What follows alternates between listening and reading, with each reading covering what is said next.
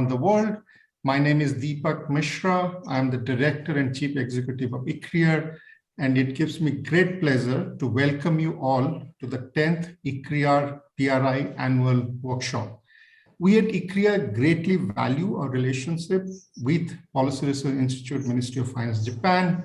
The fact that today's session is taking place in the backdrop of a short but successful trip by the Prime Minister Kishida to New Delhi last weekend in the midst of an ongoing pandemic as well as a ravaging war in Europe is a testimony of the strong and stable economic and political ties between the two largest democracies in Asia.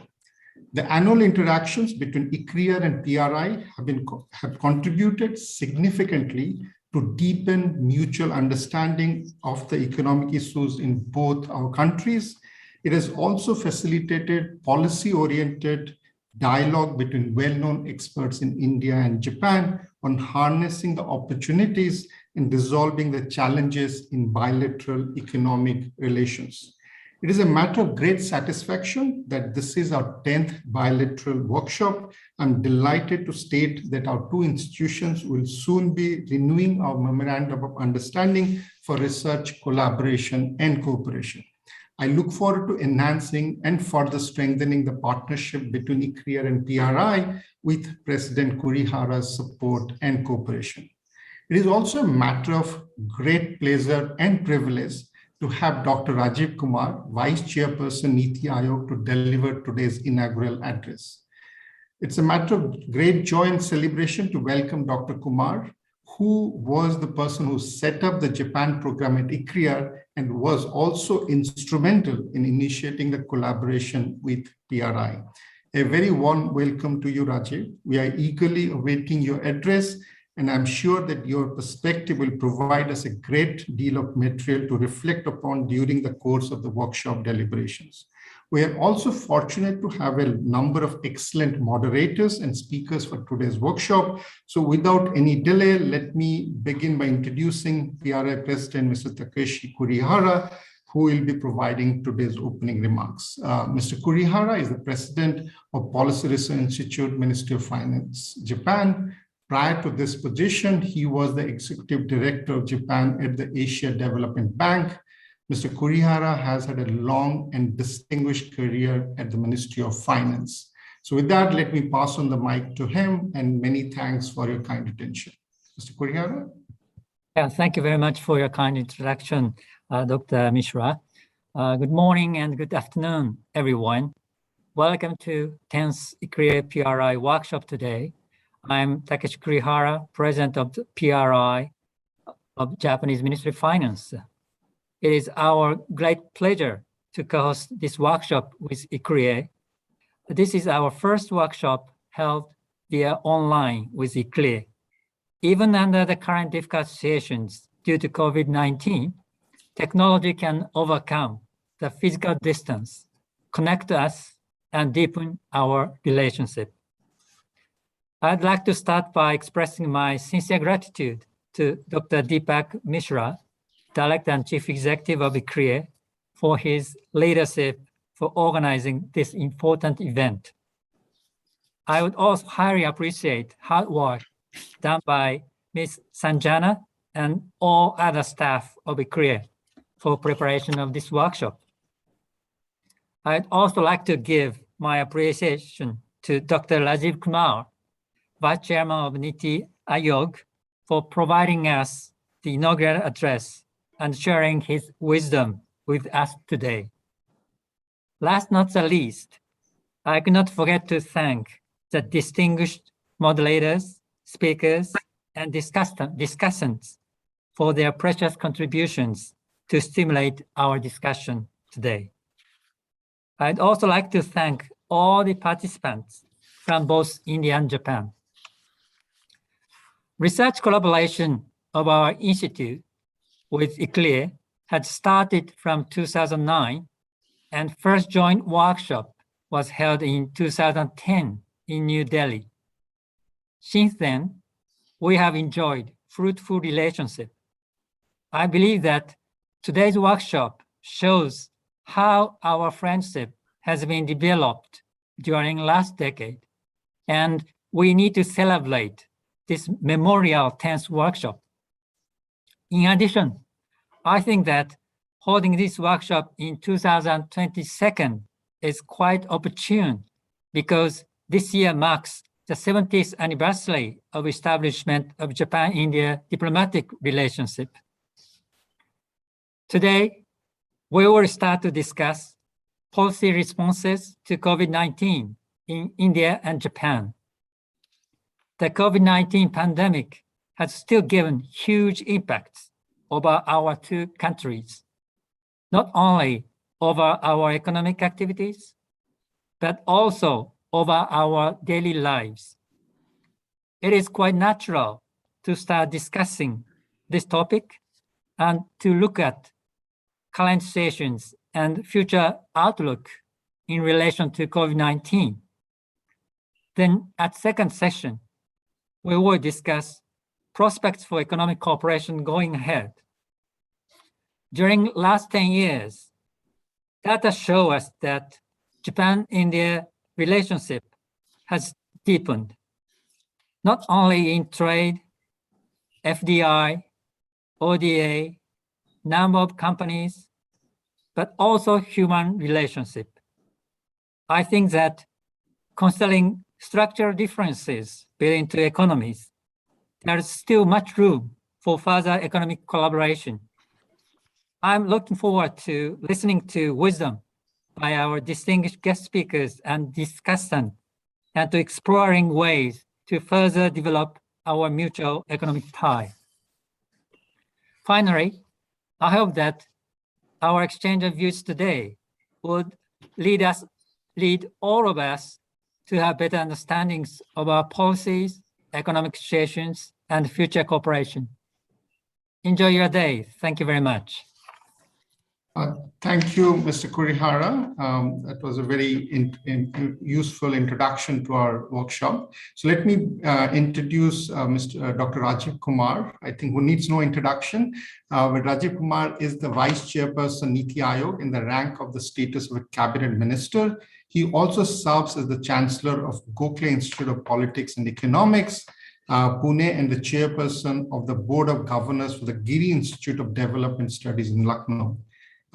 Dr. Kumar has wide experience of having worked in academia, government, industry, as well as in multilateral institutions, including ADB. After completing his DPhil at Oxford, Dr. Kumar started his academic career in the Indian Council Research on International Economic Relations, ICRIER, which is the place we are hosting the workshop, in 1982. In fact, he is pretty much one of the founding members in the faculty of this organization. He was a professor at IIFT. He later became the director and CEO of ICRIER, the position that I'm currently holding. He served as a senior fellow at the Center of Policy Research in Delhi and founded the Pehle India Foundation, a non-profit making research think tank in 2013, which is also the one that he headed until 2017. Dr. Kumar has a PhD in economics from Lucknow University and DPhil from Oxford University. It's a real pleasure and a privilege to have Dr. Kumar provide the keynote address for today's workshop. So with that, let me pass on the mic to him.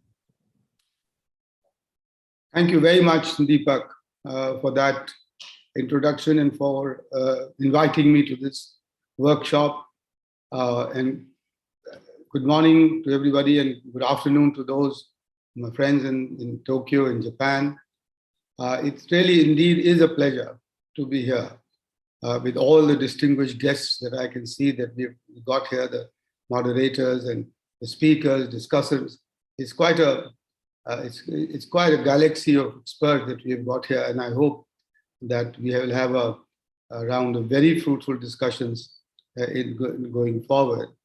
You know, it's wonderful to be reminded that 10 years ago we started this collaboration between ICRIER and PRI, and some things have stood the test of time, and I hope we are on the way to making this a tradition, and once this does, then I think we'll have we can have more substantive research collaborations between ICRIER and PRI, because that's what we really need for achieving the potential that India and Japan, the bilateral relationship has.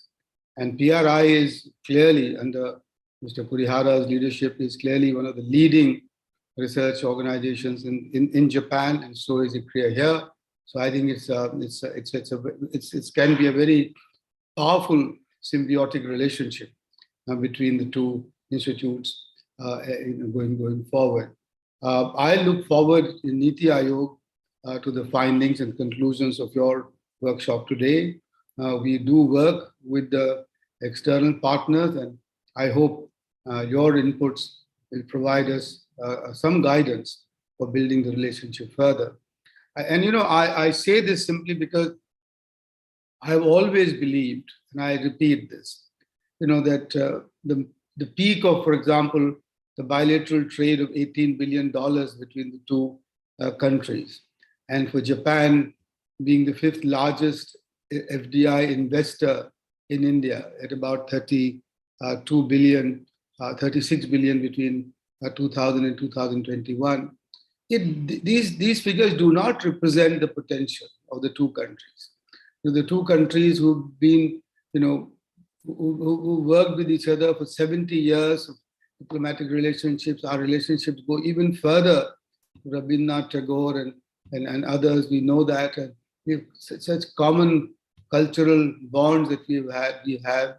And in the current world, when we need an anchor of stability and democracy and and free trade, etc., Japan and India should achieve much bigger relationship than what are represented by these figures. And I say this because I earnestly believe that in the post-COVID world, in the world which we are going through with the 4th or the 5th technological revolution, where there's a technological turbulence all around us, I think this potential will provide the necessary, necessary framework, as it were, for global growth and for global development going forward, especially, of course, in the Asia-Pacific region. So I think this is where I'm saying this, that I think we need to work on this.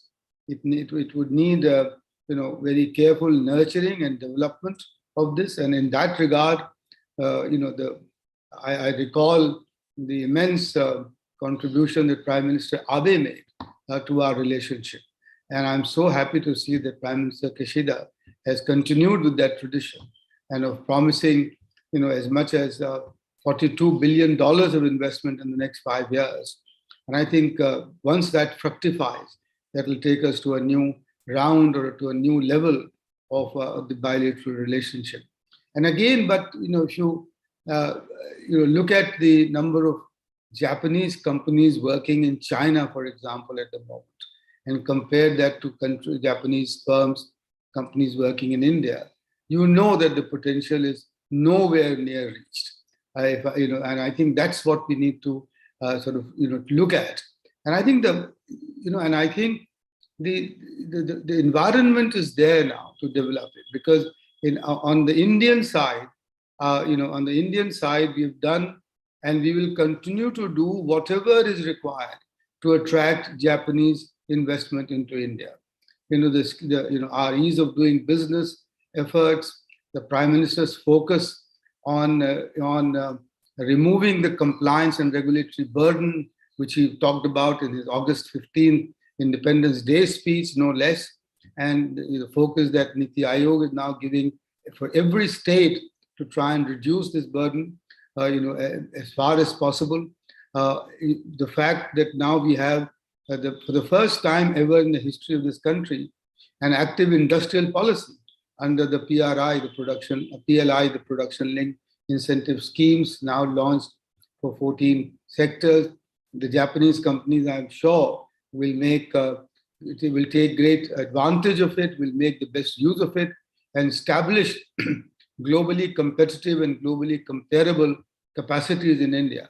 We would want Japanese companies to come and make India an export hub, to the rest of the world under the PLI scheme. As for example, just yesterday's news, that Apple has now established its capacities under the PLI scheme and achieved export of 10,000 crore, in the last 1 year. So that's the and the sectors that we have chosen under the PLI scheme are all sunrise sectors. So, and whether it is the advanced pharmaceuticals, or it is digital, or electronics, or the mobile phones, or solar batteries, storage system, advanced chemistry cells, electric mobility. All of these are areas where Japan has clear advantage, clear technological and competitive advantage Japanese firms have.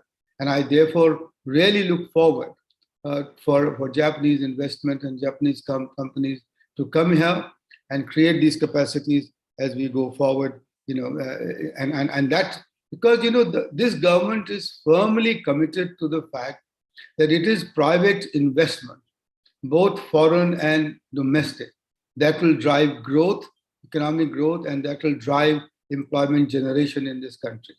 And coupled with that, it's also that exports from India, will also help, which will help us take advantage of global demand and will help us achieve a higher share in global trade, global merchandise trade and service flows, will help us accelerate our growth and our employment generation. And I think the Japanese companies are very well placed to achieve this in the coming years. I do want to take this opportunity to dispel any fears at all that the production-linked scheme or the Atmanirbhar Bharat, the self-reliant India, the call given by the Prime Minister as a response to the COVID situation and for the economy to come out of it. I want to dispel the fear that it is in any sense leading us towards a closed economy. Not at all. I mean, there's no question of India moving back from its engagement, from its even greater engagement with the global economy, with the global trade and global services and global financial and technological flows. We are convinced that it is only by a deeper integration of for India into the global flows that we will achieve better results for our people as we go forward. And I think that all that we have done points towards the fact, whether it's the liberalization of our foreign investment in defense sectors, whether it is the opening up of the defense sectors to our private domestic enterprises, or the liberalization of our services sector, all of that I think points to the fact that India remains committed, very deeply committed to greater integration with world global flows and regional production networks. And that's a point that I would like to make especially at this workshop, which is that, I think it's time that the Japanese companies or Asia Pacific companies took notice of the recent changes that we've done in our small and medium enterprise definition. We've raised them by 5 times, the total revenue and the capital investment, simply because we want to enable them to become part of regional production networks and not remain only localized producers of goods and services. And I think this should give us an opportunity for creating the vendor base for the Japanese companies. And we would want to learn from the Japanese companies how to nurture and develop and expand the vendor base in this country, because that's something that we are lacking. We are still not perfect at becoming, at making local good enough for global. And that's where I think the Japanese can contribute very significantly to our development. One of the six MOUs that was signed in the short but very useful Prime Minister Kishida's visit was an India-Japan digital partnership. And I specifically want to refer to this because I think this is one area, the digital cooperation, where the two countries have huge complementarities. And NITI Aayog had worked with MITI about 3 years ago with one of the Director Generals to try and get into an agreement of using Indian data and Japanese technology, digital technology, to create, the whole new world of digital protocols. And now what we've achieved in India under the UPI, which, for example, saw more than 5 billion transactions in a month in January. I think we have now achieved our greater depth in making our own protocols for UPI. The other thing that is now coming along is the open network for retailers, the ODON. All of these now invite and present opportunities for the Japanese investors and for our greater collaboration. I think that it is time, therefore, now for the data. I believe there is a center of excellence for digital economy near Osaka. And I think it's time now for us to get into an agreement where India and Japan can use the data being generated by the two countries. And given that the data is the new oil, I think this is an area which should be explored further, which should be taken further, and something substantial should be achieved in the shortest time possible. This sector also permits the use of our extensive latest complementarity of Indian talent to be used in Japan. And I think that again, our demographic structures present us with this wonderful opportunity, wonderful complementarity. And there I've been making a point, I think, for the last 8 years or so. I remember mentioning this to Prime Minister Fukuda, and then also once, I think, otherwise, about Japanese language training at our schools in India and not in colleges. And I think that's where what we need to take it down to that level of the school, at the high school level. Because what we do often see is that by the time young students come to the university level, they get attracted and distracted, in my view, to other languages, which is whether Europeans and North Americans, etc. And also we need a longer time period for Indians to learn the values, the culture, the systems in Japan. So I think we should try, if we can have initiative on Japanese language and culture training at the school level in India and the states, and not necessarily in the metropolitan cities. I think we can exploit this complementarity in the digital world, and a Japanese-India collaboration and Indo-Japanese combination for digital technology, I submit to you, will be unbeatable globally. And I think that's where we need to focus on as we go forward. The second area, of course, where Japan has been helping us a lot, and we need all the help that we can do, and which is where Japan has emerged as the largest donor of grant funds to India, is in infrastructure and logistics. The logistics costs in India, the firms still face about 14% as logistics costs.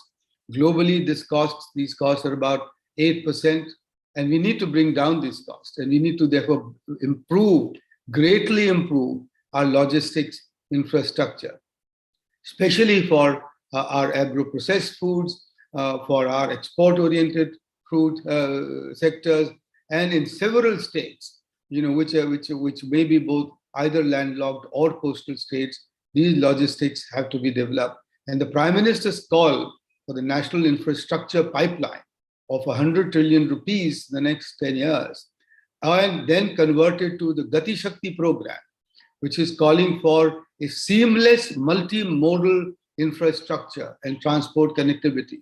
I think that's an opportunity that Japan can really help us with in driving Gati Shakti forward and improving our logistics. We already do a lot.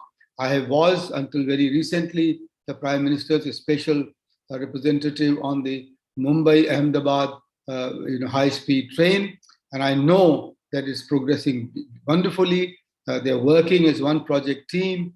More than 700 pillars have already been laid, etc. And this will bring about a new era in our transport sector as we go forward. And I expect that such corridors will be built in future between other metropolitan cities, and hopefully the Shinkansen technology will be taken forward. And that will be a major boost and to our infrastructure. Finally, ladies and gentlemen, I do want to refer to one other very important area, which is the green transition. Friends, you will recognize that India is in a very special situation, if you like, in a very difficult situation of having to complete its transition to a middle income economy while taking on board all aspects of environmental sustainability. Other countries in the past, including those in Asia, have grown before and then retrofitted later. And that's we know all the examples. I don't want to cite all of them. And country after countries have done that. But India, a large economy as large as India, needing now to move up to 5 and then to trillion economies as we go forward, can't afford that. It doesn't have the luxury to do that. If, for example, we were to raise our per capita energy consumption from 1,200 kilowatt hours to a global average of 3,000 kilowatt hours by using traditional methods of thermal power generation using coal, etc., this country and the planet will suffer irretrievable climate damage. We can't do that. And this is just one example. So the green transition is one in which we need to collaborate and cooperate much more than what we've done so far. Because also I'm sure, and Japan has taken the lead, that this is one global public good where no one succeeds until everyone succeeds. And therefore, this is where NITI Aayog has the mobility mission housed in it. We are pushing electric mobility. We've also been working very diligently on the hydrogen mission. I know that Japan has made significant advances in hydrogen economy, in the fuel cell economy. Toyota has just launched its own vehicle, and I think that is where.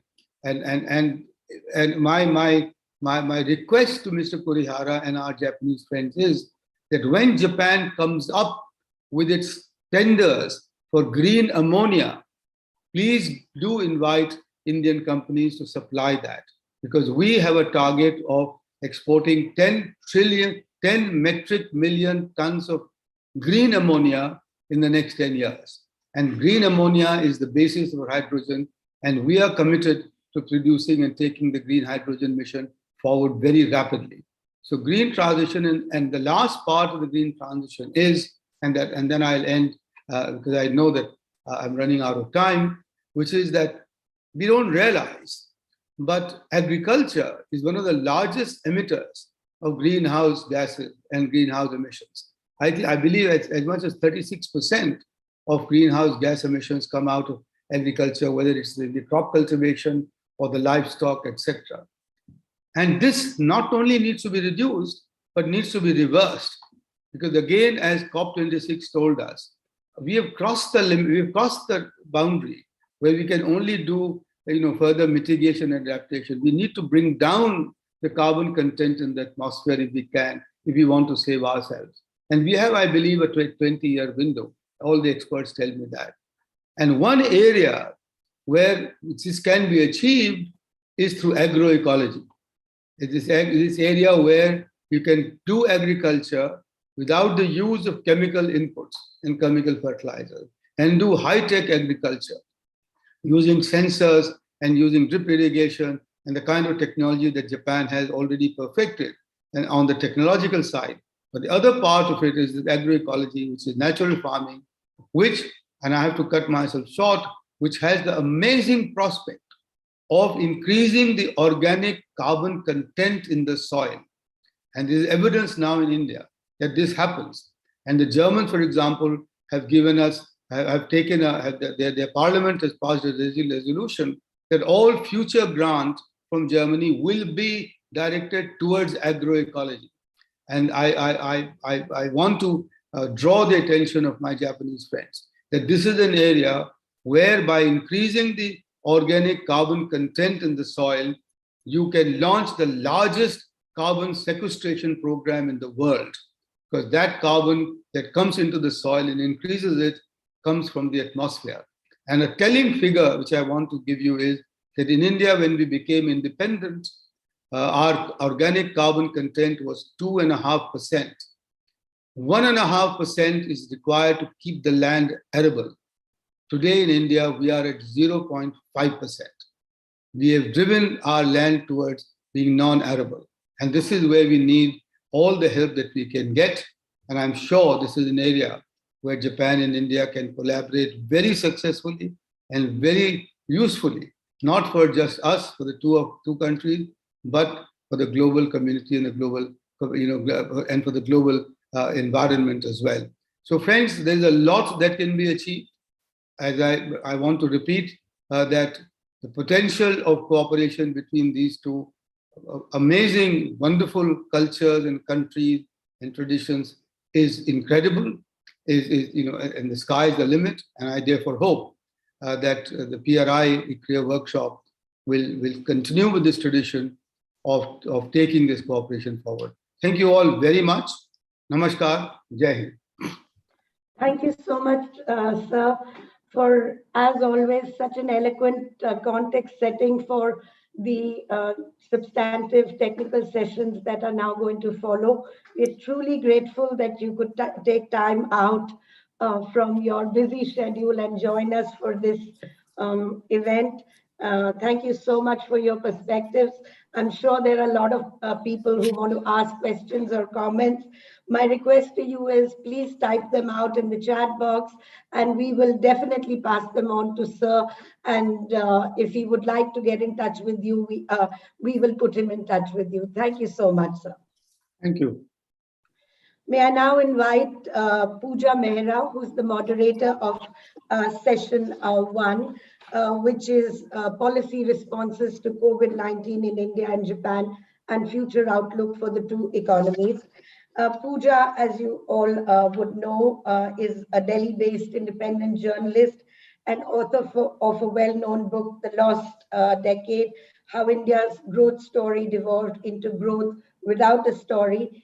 So thank you so much, Puja, and I hand over to you now.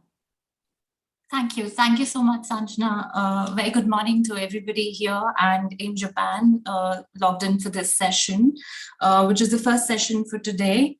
Policy responses to COVID-19 in India and Japan and future outlook for the two economies. We're going to have two presentations, first by Dr. Ajit Ranade and then by Dr. Atsushi Kawamoto. We thought that both the presentations will be for 12 minutes each, followed by a discussion by Mr. Yamada and Dr. Aayog, which we thought the two of them could take 5 to 7 minutes each. That's how we plan to coordinate in terms of time. To introduce our first presenter today, Dr. Ajit Ranade is Vice-Chancellor of Gokhale Institute of Politics and Economics in Pune. His career has spanned both academic and corporate assignments, and he was still recently Group Executive President and Chief Economist for the Aditya Birla Group, an Indian multinational conglomerate with $60 billion of turnover. Businesses across sectors and geographies. Dr. Ranade has been a member of the executive committees of industry chambers such as the CII and FICCI. He has also been a member of the board of several companies and trusts. And he's one of the authors of the award-winning book, Rising to the China Challenge, which came out just last year. Dr. Ranade is the co-founder and trustee of Association of Democratic Reforms, a citizen watchdog body, and a founder member of the Pune International Center. I'd like to invite Dr. Ranade for his presentation, please. Thank you, Puja, and good morning and good afternoon to all of you. And thank you to ICRIER for inviting me to this ICRIER-PRI workshop. I too actually am an old hand DEEPAK at ICRIER, having spent about 1.5 years there as actually a professor, I guess, many years ago. So happy to be back here and thank you for inviting me. Puja, I don't really have a presentation in the sense of PowerPoint slides. So I just confine myself to a few remarks. The topic is about India's response to COVID and the outlook going ahead. So I'd like to divide my comments in terms of, first of all, kind of a macro backdrop before COVID. Then with the onset of COVID, the immediate response in terms of policies, that is on the health front and economic policies. And as now we are almost more than 2 years into that process, take stock today and what is the outlook going ahead.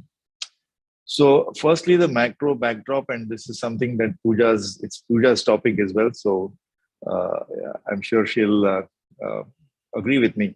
So basically, before the COVID came suddenly on the scene, I guess sometime in December December 19 or January 2020, prior to that, 3-4 years, the Indian economy actually was in a slowdown phase. If you look at the quarterly data, GDP growth rate was positive, but slowing down.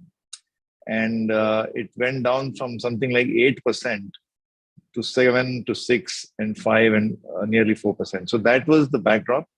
And also we had other parameters like investment to GDP ratio at around 30%, I think, but it was constant. It was not increasing. At its peak, it has been 36%. So investment to GDP ratio was also flat. Then exports, India's exports were at growing between those 5 years, almost zero growth. Then if you look at NPA ratio, that is non-performing assets, bad loan ratio in the banking sector was rising. And of course, industrial growth was also somewhat tepid. Now we can attribute it to several things. For example, there were some major reforms like the introduction of GST, or there was this big episode in the non-banking finance space like the ILFS. So I won't go into the causes, but this is the backdrop. My first point is it's important to remember the macro backdrop. So it was not as if the economy was on a very strong wicket, and therefore being hit by this big shock called COVID was not exactly the most opportune time for the economy to withstand. So that's the first point. Now it comes to the COVID itself.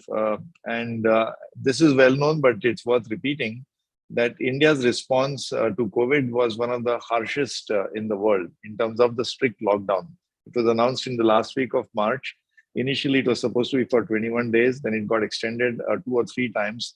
So at least for 2 or 3 months, the lockdown was one of the harshest in the world. India is a population of 1.3 or 1.4 billion people. And you can imagine imposing a lockdown throughout the country. I don't think even China, I don't know if even China managed to do it at a countrywide level. But this was the intention. And the law that was used was the Epidemic Act Law of 1894, which gives a lot of powers to the Home Ministry. And that was the framework used. But of course, it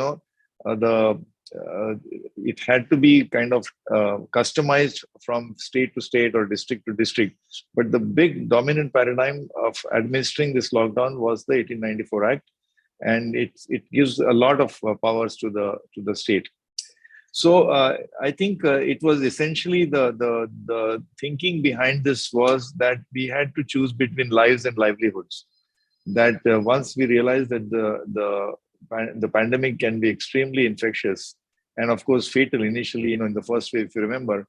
So the idea was to actually focus on saving lives, even though the lockdown meant an impact on the economy.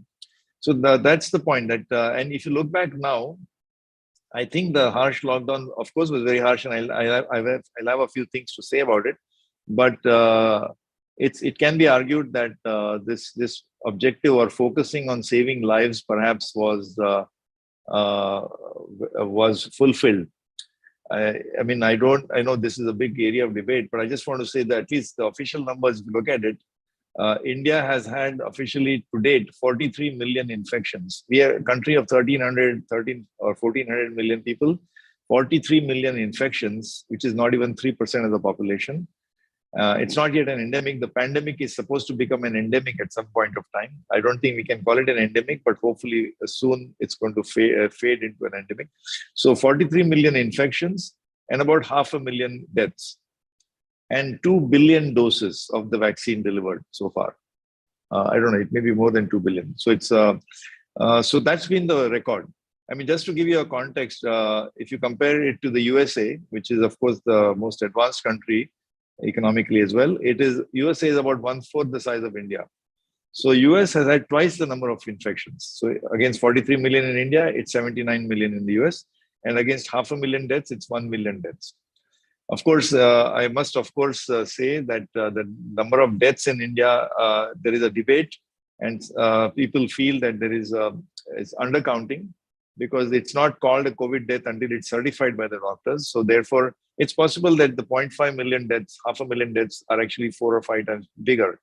But even then, in the context of these macro numbers, I think the first objective was trying to save lives is something which was achieved. I mean, even if you assume that it's for 2 million. So that is on the lives, front. Of course, India faced a very nasty second wave in the month of I think April, May 2021, and that was nasty because just prior to that there was perhaps a premature celebration that the pandemic was behind us, and therefore perhaps a sense of being little complacent, and that second wave turned out to be very nasty. Today, as we speak now, today the daily infection data is about 2,000 people. Even today, the pandemic is with us. We have 2,000 people on a daily basis. At the height of the second wave, it was 400 or 500,000 per day new infections. So the country's healthcare infrastructure was totally stretched beyond imagination.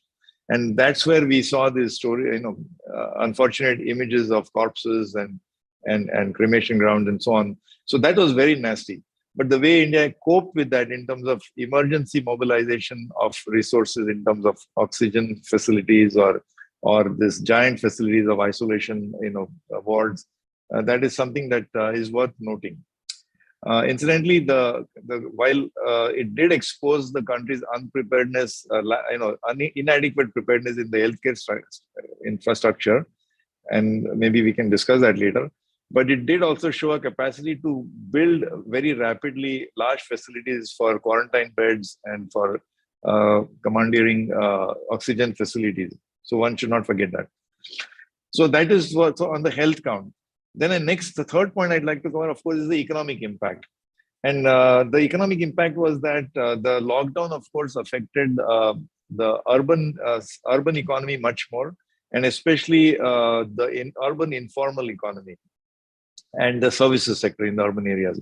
India is about 33% urbanized, but large metro cities were, you could see it was visible because people who depended on daily wages, on contact-intensive services like retail, it was very badly affected, and so much so that this crisis, which was a health crisis, became an income. It was, as I said, the earlier choice was between lives and livelihood, but very quickly, at least for this urban informal sector, it became a livelihood issue.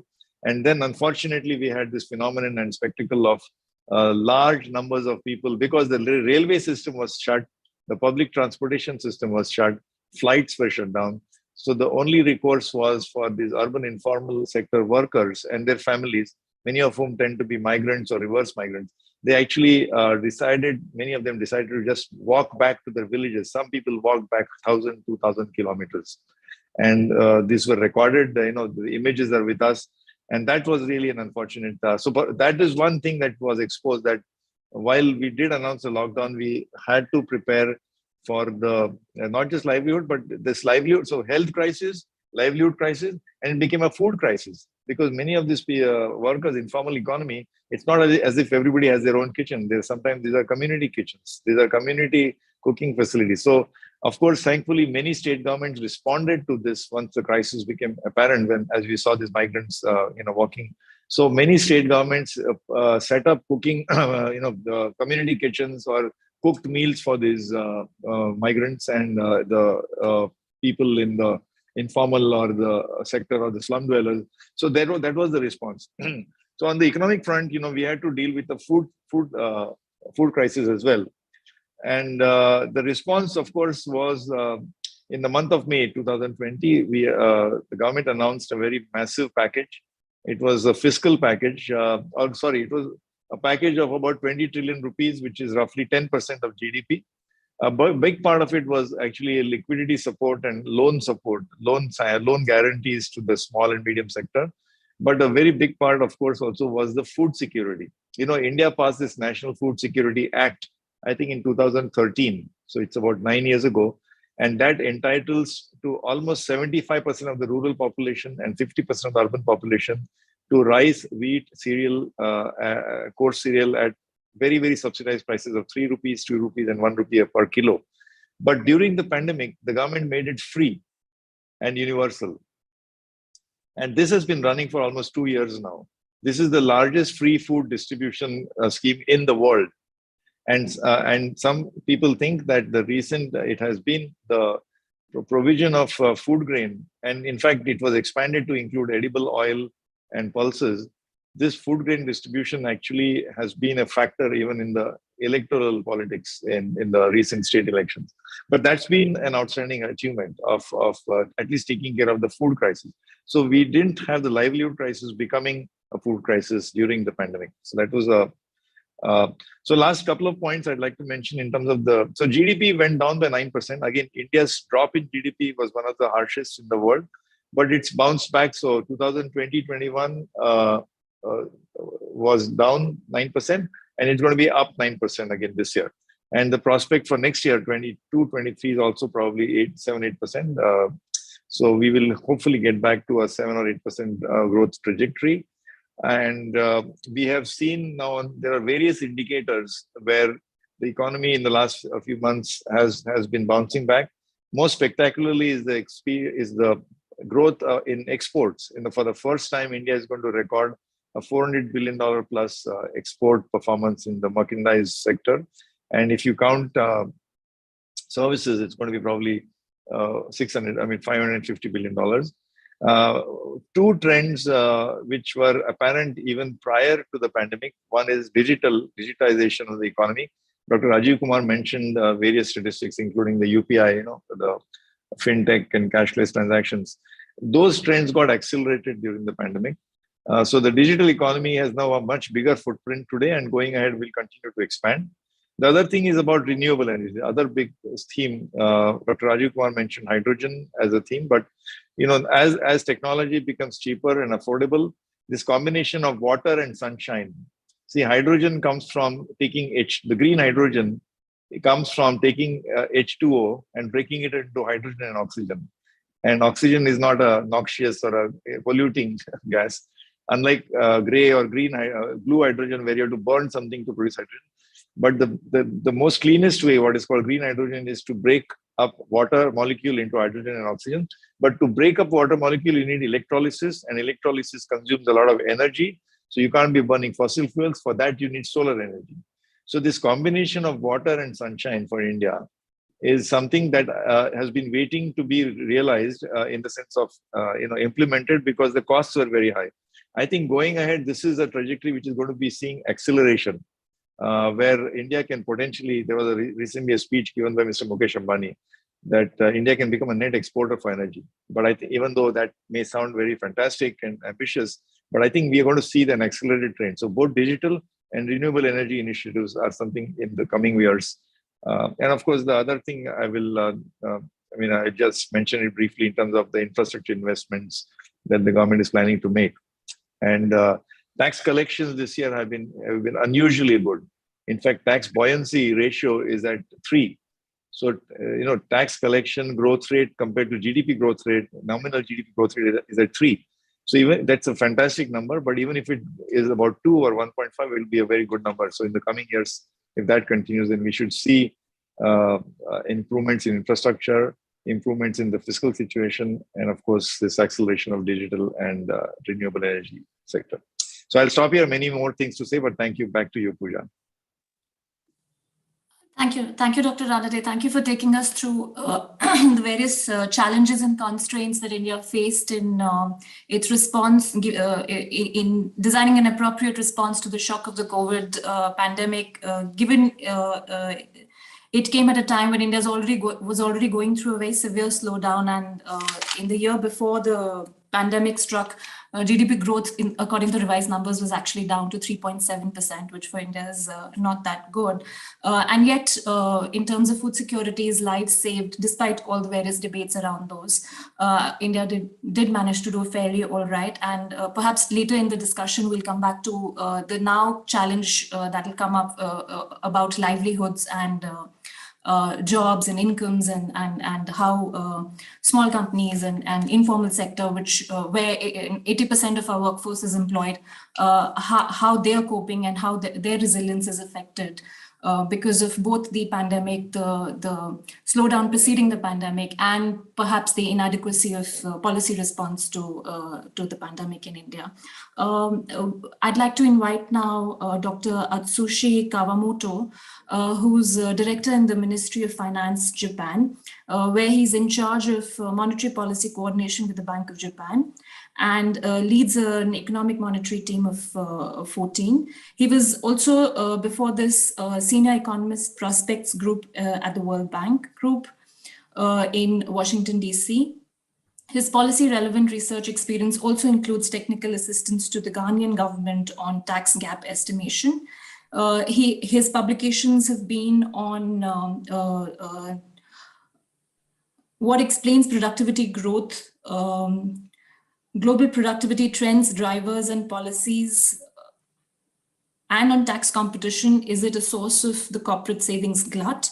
He has also written about the macroeconomy and financial flows in India and Japan, fact findings and proposals for further growth. Those were the details of his policy research, and I'd like to invite him for his presentation, please.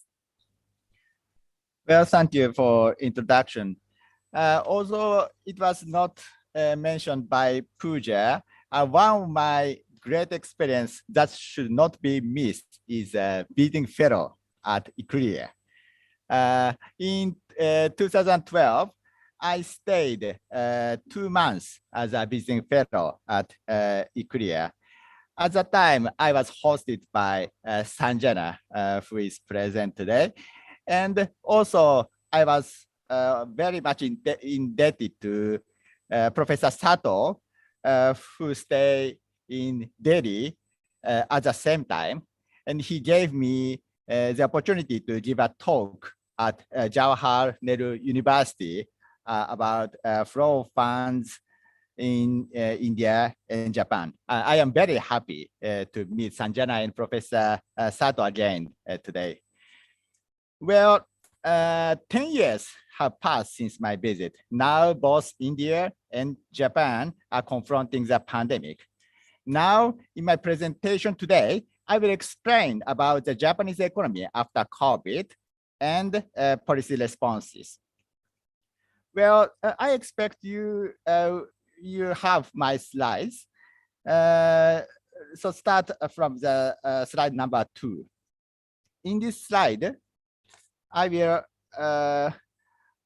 explain. Just a minute, Dr. Kawamoto, we are screen sharing your slide.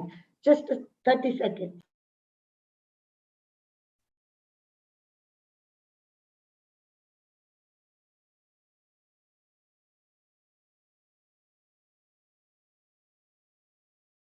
All right.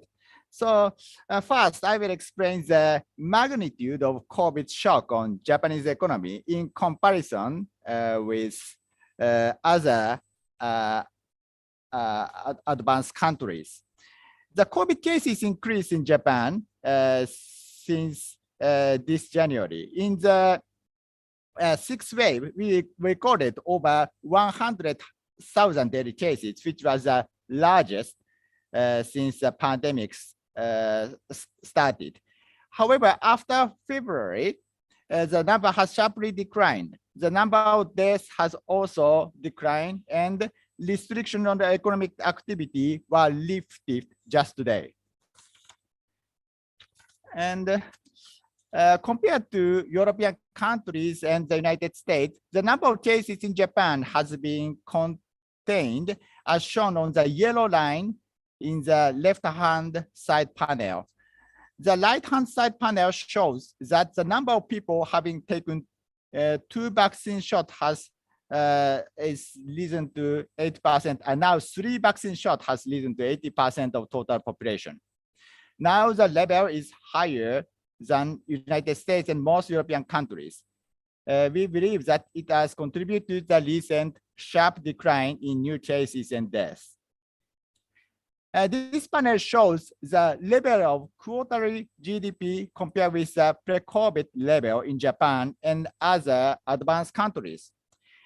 During the second quarter of 2020, economic activity contracted significantly in all countries with significant decline in people's mobility. But the decline in Japan was relatively small. However, the spread of infection under the third, fourth, and fifth wave have resulted in lower growth in Japan compared to other advanced economies after January 2021. Now, it is expected to recover to pre-COVID levels in the middle of this year. The slide shows major items of economic measures taken during fiscal year 2020, which include benefits both for household and businesses. The largest measure for household was a $900 special cash payment to every resident delivered in the second half of 2020, amounting to 13 trillion yen, which is more than 2% of GDP in total.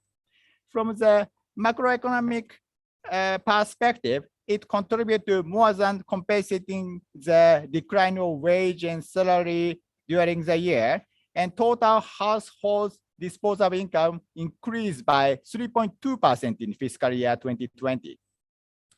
In the meantime, annual consumption during fiscal year 2020 has significantly decreased due to the reduction of people's mobility. As a result, household saving ratio jumped from 3% in fiscal year 2019 to 12% in fiscal year 2020. As for measures for businesses, ample liquidity was provided by interest-free and collateral-free loans, and various subsidies were granted for maintaining employment and assuring business continuity.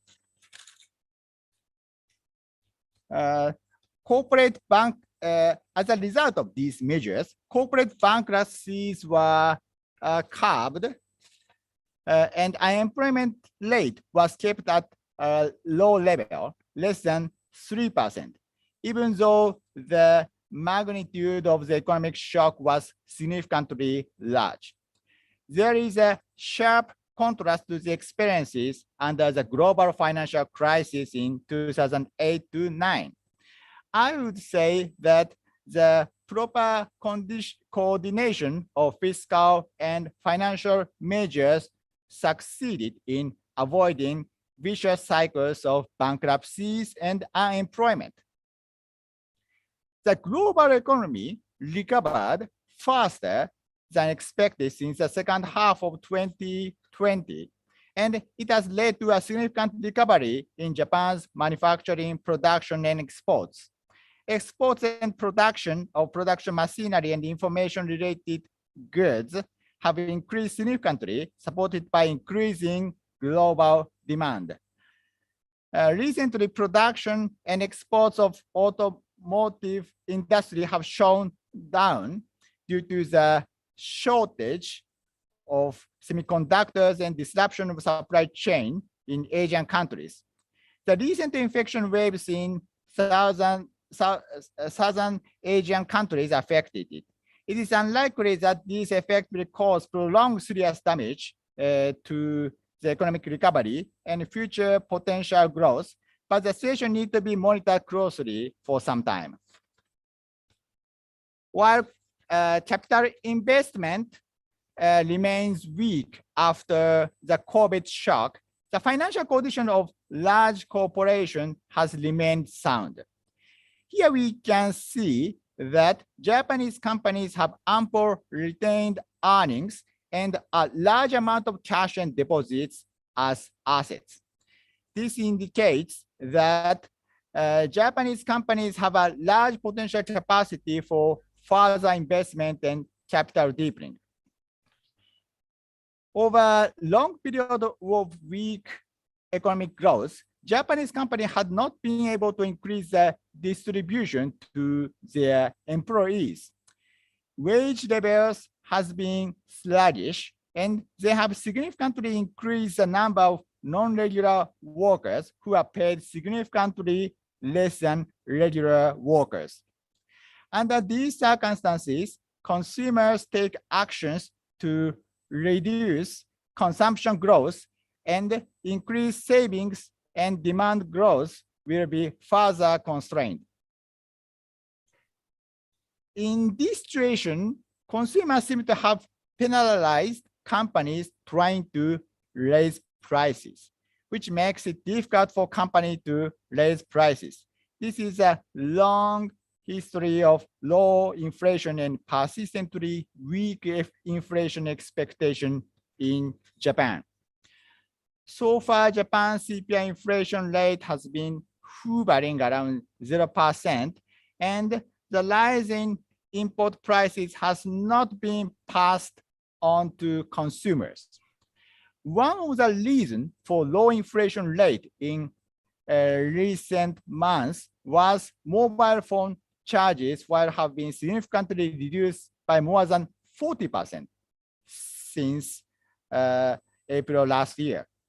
However, even if we exclude that effect, Japan's price inflation rate is lower than that of other developed countries. Let me wrap up my presentation by briefly introducing the economic policies proposed by Kishida cabinet.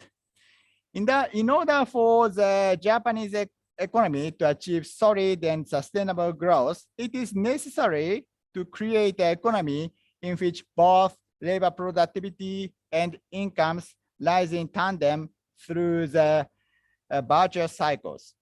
To achieve higher value-added productivity, capital must be deepened, business must be restructured, and workers should be empowered. This is a reason why we need a solid growth strategy. It is then necessary that the created value added should be distributed in a way that leads to new spending, such as consumption and capital spending. For this purpose, the distribution strategy is needed. Prime Minister Kishida emphasizes that Japan will bring concrete shape to a new form of capitalism that avoids disparities, poverty, and too much burden on the natural environment by appropriate combination of growth and distribution. Due to the time constraint, I focus on the growth strategy. Prime Minister Kishida highlights 4 issues for making bold investment for growth. First, innovation by dramatically strengthen the ecosystem surrounding startups, undertake a university reform by establishing a university fund of 10 trillion yen. Second, a vision for digital garden city nation with investment for digitalization to resolve the issues facing local areas such as decreasing population and aging societies. Automated deliveries, drone home deliveries, telemedicine, education, disaster prevention, work from home, smart agriculture, and other services will be promoted. And thirdly, economic security with a view to further enhancing the resilience of the supply chain and better ensuring the reliability of core infrastructure. Dr. Kawamoto, I'm so sorry to interrupt you. Would it be possible for you to wrap up in 2 minutes, please? We're running a little. No problem. Really Okay, sorry. That is all. Yeah, no problem. That is all. No, I have 2 to more minutes. explain. No, please, 2 more minutes, please. Please do complete your point. 2 more minutes. Yes, but this is the last slide, so so this is my plan. Yeah. So this is all I have to explain. So yeah, thank you very much for attention. Thank you. Thank you so much for taking us through Japan's economic response to the shock of COVID, which has ensured that Japanese companies remain financially sound. They haven't been the kind of bankruptcy and unemployment challenges that many other economies have faced. And also, perhaps later in the discussion, we'd like to hear more about the growth strategy post-COVID being prepared and rolled out in Japan. I'd like to invite our first discussant, Mr. Go Ramada, who is Principal Economist, Japan Center for Economic Research in Tokyo. Can we bring him on, please?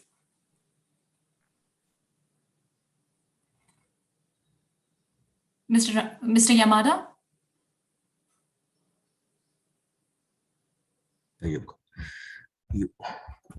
Yamada-san, would you like to? Yeah. Thank you, Puja-san. Okay, so I'm going to make my presentation. Yes. So I'm a researcher of the Japanese side, but I'm much interested in the situation and vaccination of India. So today I'd like to make a brief presentation about the vaccination. Yes. So because, and no doubt, and India has a huge potential as a major vaccine supplier on a worldwide basis. Yes. So because India has a huge background as a pharmaceutical giant, especially in generic drugs. So today I'd like to make some point. Yes. So pandemic can be a good chance and to not only India, not only but also Japan also, so to change lifestyle to better direction.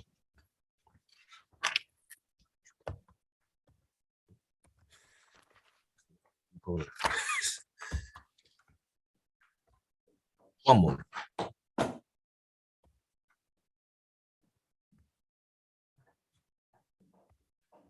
Okay. Yes, and this is the vaccination progress in India. So fully vaccinated and at least one doses, more than 70%. I think it's a relatively good mark because India has many remote villages, so very hard to access. And also, reportedly, there are some kind of the vaccine hesitation, misunderstanding and speculation, something. So I think that this number is relatively good. Yes. And this is the graphics of vaccination. Yes. So far, and yes, a little bit some kind of trend of slowing down. But as of March 15th, and that more than 1.8 billion people have been vaccinated, and inside during the vaccination drive by the Indian government. Yes, so I'm very sorry. So this letter is very small and hard to read. But this is vaccines approved for use in India. So far, 9 vaccines were approved by the government. So of course, and mainly, and 90% share the COVID shield. And after that, the Covaxin and the Russian-made Sputnik. But this point, yes, now this is, sorry, this is the,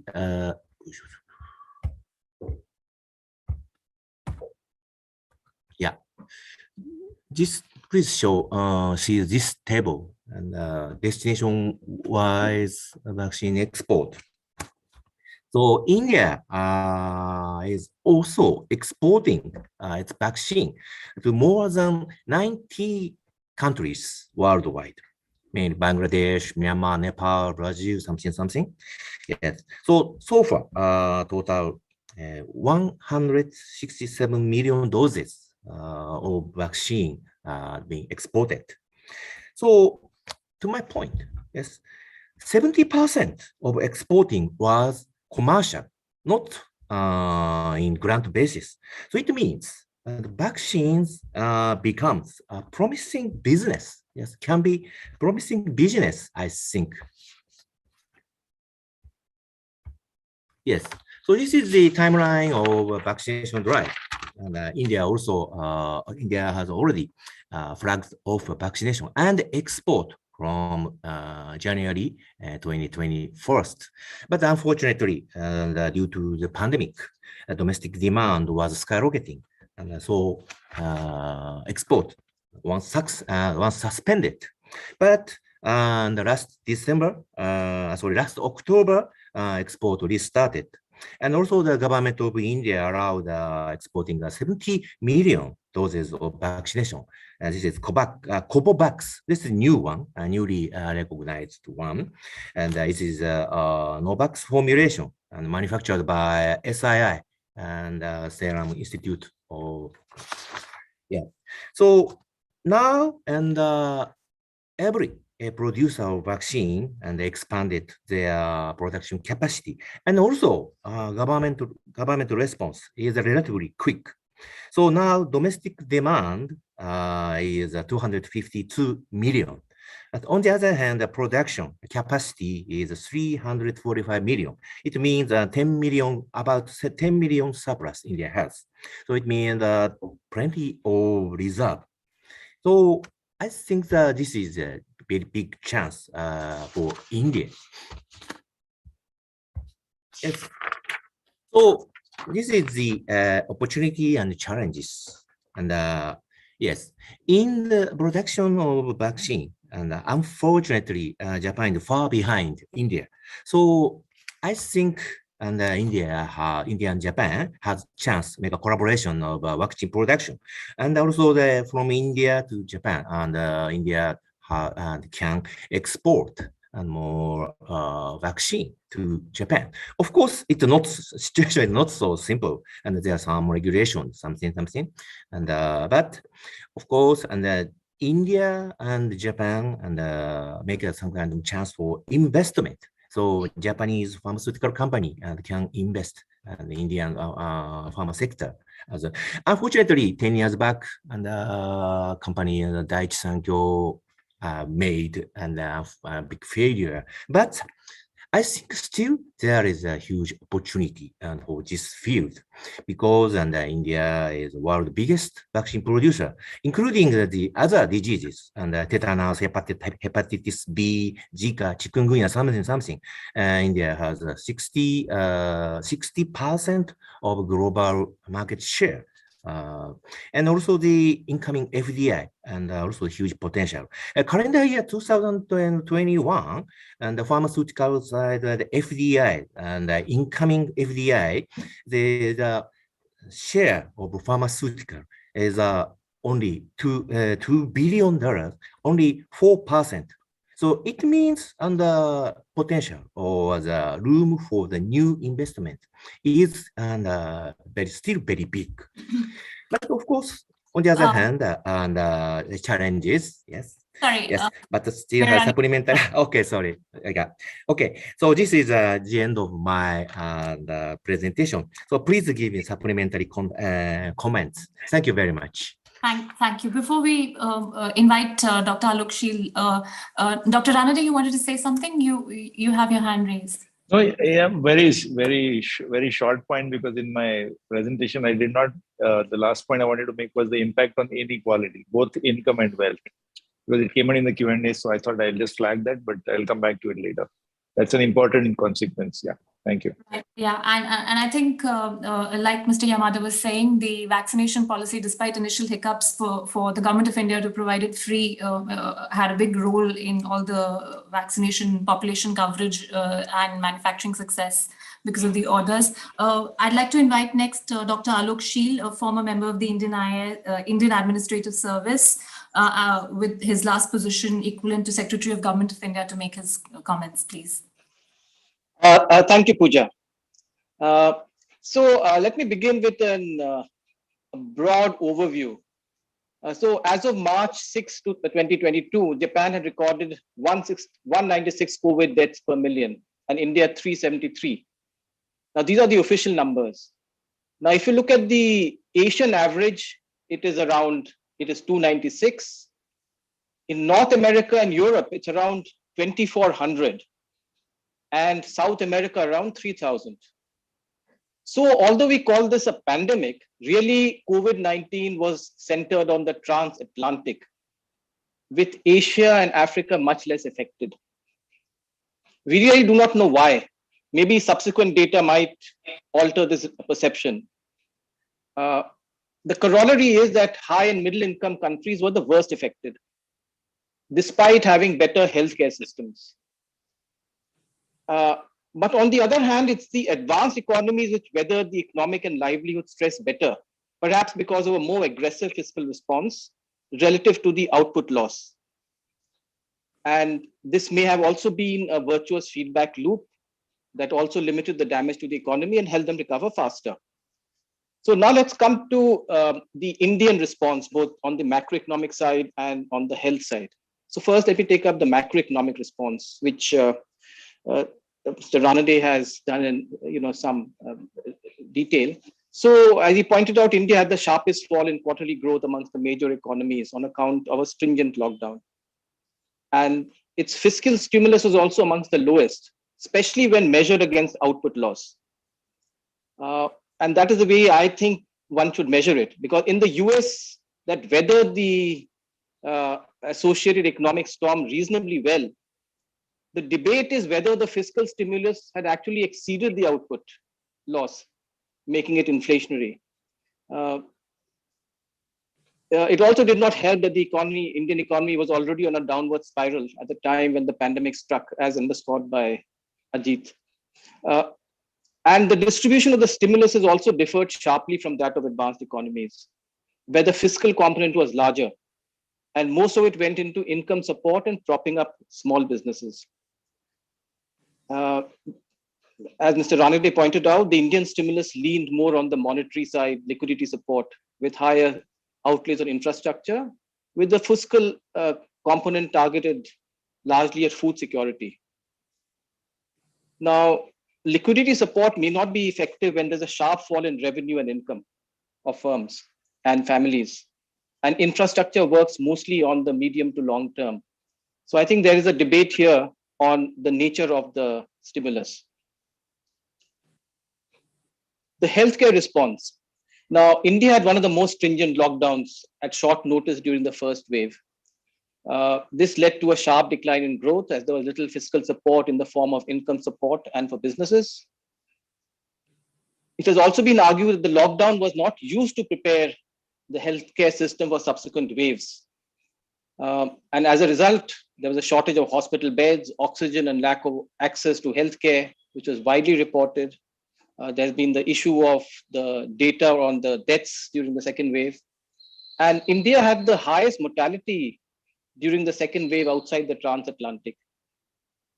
And there was little support for a stringent lockdown during the second wave, both within the political leadership and civil society on account of hardships experienced earlier. Now, as pointed out by Mr. Yamada, India is a global vaccine hub and was one of the earliest off the block in the manufacture and export of COVID vaccines. One would therefore have expected much higher vaccination rates in India. But this is really not so. As of March 17th, 59% of the population had completed the initial vaccination protocol, only slightly higher than the global average of 57%. This is also lower than the average vaccination rate, not just in Europe and US, but also Asia. Japan actually stands at 80%, and also South America. This is surprising considering India's previous record in mass vaccinations and possibly points to some supply side issues. And okay, now going forward, what are the issues?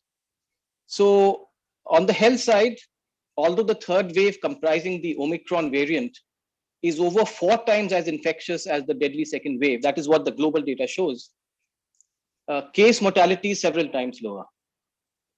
So daily new cases still exceed what they were during the peak of the second wave, but these are declining sharply. And it has been argued that the broad pattern of the pandemic has so far largely followed that of the Spanish flu a century earlier. And if it continues to do so, it may be expected that there would be subsequent waves, but increasingly milder as the pandemic slowly peters out and morphs into seasonal flu. How long might its economic impact linger? That remains an issue. In India, assessing the recovery and measuring the output gap on account of the pandemic is problematic because growth was trending downwards over several quarters, even prior to the pandemic. Dr. Sheel, I'm so sorry, we're out of time. Out of time. I have, can I have 2 minutes? Sanjana, can we have 2 more minutes for Dr. Sheel? Dr. Sheel, 1 minute, if I may. Okay, okay. So while Mr. Ranade has pointed to a strong bounce back in growth, revenue, and exports over the near term, it is really a challenge for economists to interpret the headline numbers on account of these two separate base effects, that is prior to the pandemic and then the pandemic.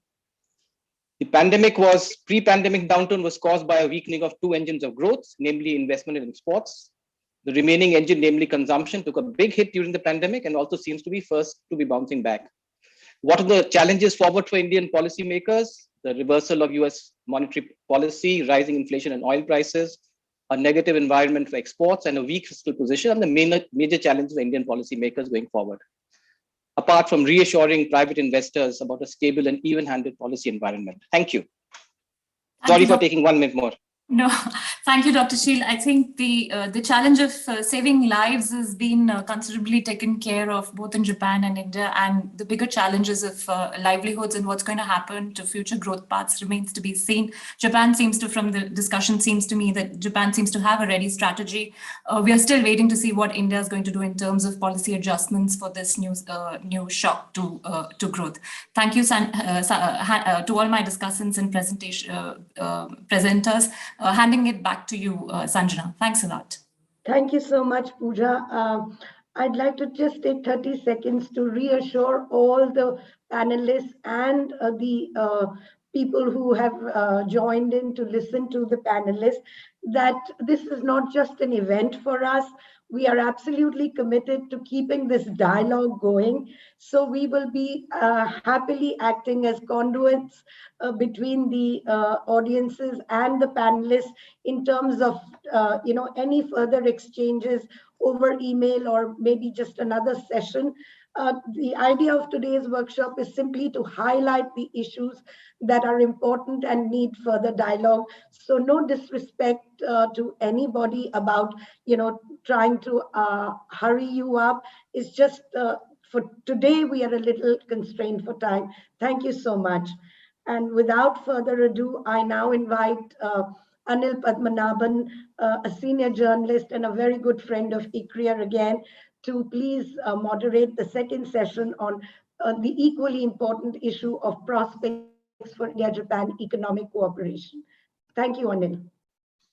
Hey, thank you, Sanjana, and thank you, ICRIER, for having me here. I must compliment ICRIER and Sanjana and Nisha that you have timed this seminar so brilliantly that we just had the Japanese Prime Minister here. I don't think even newsrooms have managed such a perfect sync. So congratulations on that. And see, because of shortage of time, upfront, if I could request all the speakers to shrink their presentations so that we could have a better conversation towards the end, because it's such a power-packed panel and such a brilliant subject. So I just will set the context very briefly. My own intervention will just be that of a catalyst. And I just want to take you back to the beginning where Takeshi-san made a very interesting point that he said this is the 70th year of India-Japan diplomatic relations. This is a very significant point because it's a long history of relationship between the two countries. And at the ground level, most of us know it through Suzuki, the way we drive. As they say, Maruti taught us how to drive. So that's our relationship goes very deep. And also want to flag what Mr. Rajiv Kumar said. He made three important points in my view. It sets the context of where we are going with our conversation today. One, he said that India has very clearly today created a very conducive environment for investment, for business. So yes, it is this ideologically, this government is both has managed to walk the tension between business and its social welfare. So they call themselves pro-poor, pro-business regime. So I think that's what he was alluding to. The other, he made a very important point that India will continue to remain an open economy. So because there are a lot of fears expressed in several quarters that India is going to actually use Atmanirbhar, and of course, because of the increase in customs tariffs, become more defensive in its outlook. And finally, just that he made this very important point that the new relationship should, future of the relationship would need to create a regional network which leverages the small scale sector in India as vendors. I think it's a very big, very important point, both from lives and livelihood, as our previous speakers were alluding to, because the entire base of the Indian economy, the social sector, small scale is very, very important. So if you lift them, you lift India. And of course, his other point was that make India export hub for Japanese companies, which segues very well into what I said earlier, that Japan is one of the few bilateral countries that have walked the talk in India. I won't name the others who talk more and walk less. So back in 2014, many of you may recall that Japan had committed to investing $29 billion in FDI. And they have closed that, and now they've raised the target to 42 billion. As one of our presenters is going to share, there are 1,455 Japanese companies operating in India. I think, if not now, they will very soon be the single biggest cohort of foreign companies operating out of India. And they have set up 11 Japanese townships. So it is not that they're coming here purely for the market. There's a certain assimilation. And as Rajiv Kumar pointed out, it's time that you took the Japanese language to Indian schools. So there's a greater assimilation between the two societies. So I just now go back to our event today, and basically it's in two legs, same format as previously. There are two presentations, one by Takahiro-san and Nisha Taneja. And then thereafter our lead discussants, Ambassador Deepa Wadhwa and Masashi-san will take the discussion forward.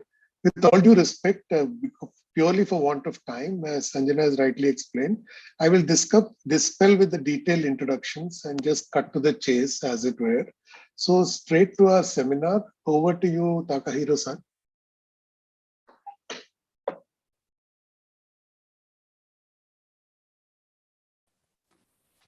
Thank you very much for kind introduction, Mr. Anil-san. So I'm very happy to be here for presenting my research on Japanese multinational companies working in India. Just like to start to the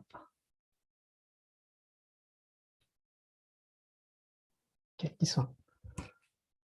So we have only 10 minutes for presentation. Just I try to skip my slide. I try to quickly make my presentation. So today I focus on the Japanese multinationals working in India.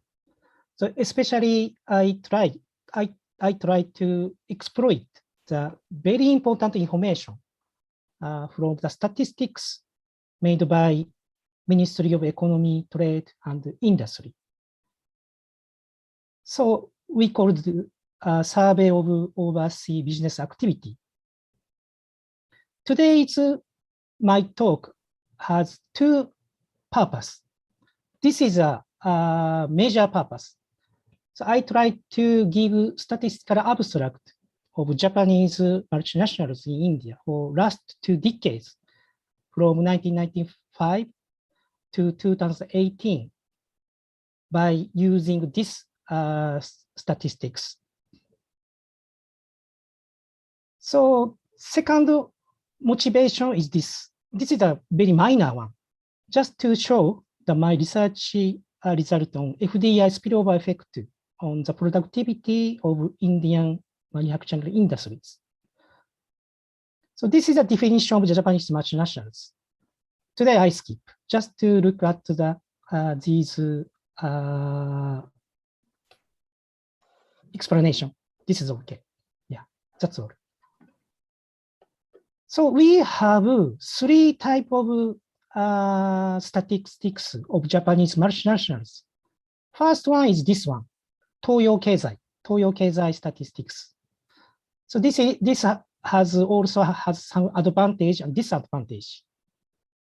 Second information is this one. This is the most comprehensive statistics of Japanese multinationals working in India. Embassy of Japan and JETRO statistics. This is the most comprehensive one. Today I use this one, NITI Survey of Overseas Business Activity. This is advantage. Very good data quality. And a lot of items surveyed. This is a disadvantage. Difficult access for researcher and non-availability of company name. Non-information of local location within a country. And final one is limited coverage because these statistics exclude finance, insurance, and real estate business. So just we take note this disadvantage, but still METI statistics show very, very important information to us. Firstly, I'd like to show very big picture of the Japanese multinationals in the world. This is the size of Japanese multinational companies in the world. So unit is a trillion Japanese yen. So above this graph show the Japanese trade to the world. Data source from the Ministry of Finance, Boeki Toke, trade statistics. So Japan import from the world. How much? What amount? 77 trillion Japanese yen. And Japan export to the world. How much? 79 Japanese trillion yen. So Japanese multinationals in the world, excluding Japan, Japanese multinationals export to Japan 26 Japanese trillion yen. Most striking fact is this one. Japan export Japanese multinational to the export to the Japanese multinationals in the world. How much? 62 trillion Japanese yen.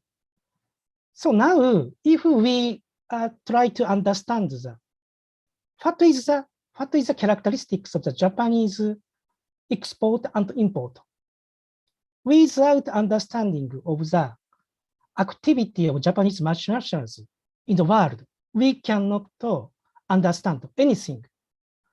So very, very important figure, I think this one. And also Japanese multinationals get local sale, 161 Japanese yen. And also very impressive figures. This one, 101 Japanese trillion yen export from Japanese multinational companies to the rest of the world, excluding Japan. So we can see this very, very bigness of Japanese multinational companies in the world. So same figure, I make the case of Japan trade to India and Japanese multinational companies working in India. So this is the same kind of the pattern we can see. So how much the importance of the Japanese, how important of Japanese multinational companies? The scale of Japanese companies operating overseas extremely large. So we Japanese economy, our Japanese economy now we are facing the very, very serious structural change from the stage of the earnings from international trade to the stage of earnings from foreign investment. So this kind of the structure change is backed from the global economic activity of Japanese companies in the world. Also, if we look at this kind of impact from Japanese multinational company to India, Suzuki and Honda leads the Indian auto industry. Horseshoe, largest producer of four-wheelers in the world. And now, the world largest two-wheeled vehicle market, surpassing China. So just a few days back, Narendra Modi, your Prime Minister Narendra Modi, talked to these things. Today, India's present limitless possibility for make India for the world. In this context, Japanese company has been our brand ambassador for a long time. This is a very good sentence, I think. For both Japanese and Indian economy, the trends of the Japanese multinational company are already important and may become even more so in the future. So this is my motivation of this presentation. Just I look at the trend of the number of Japanese multinational company working in India from 1995 to 2018. Only 45 in 1995. Now we can see the more than 500 Japanese company working in India. This is the capital. This is also 20 billion yen in 1995 to 1.5 trillion Japanese yen in 2017. So this is the employment figures. Without exploitation of the unit level data of the NITI's statistics, we cannot concrete and reliable estimate of this kind of the time series data of the employment, sales value, and value added, and international trade. So I think this figure is the first time for you to see, to understand. Please remember that now Japanese companies generate 2.5 lakh employee in India.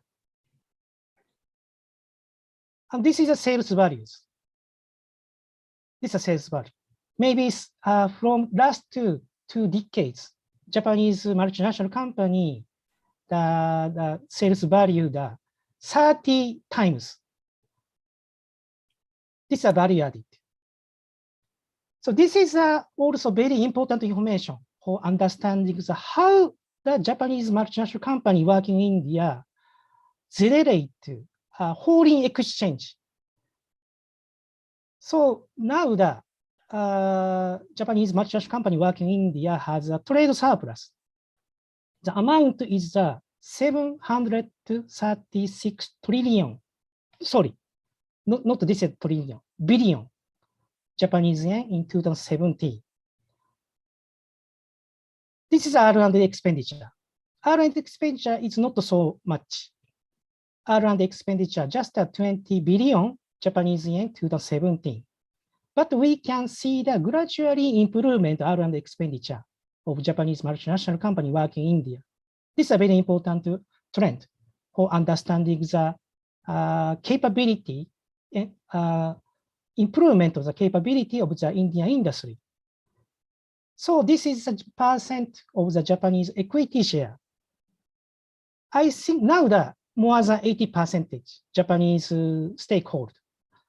Increase in technological transfer will follow this kind of the increasing of foreign equity share because foreign companies have to protect their own IPR, intellectual property rights. This is, I think, natural trend. So this is my second very minor point. We can find that we can identify 3 channels of the FDI spillover effect.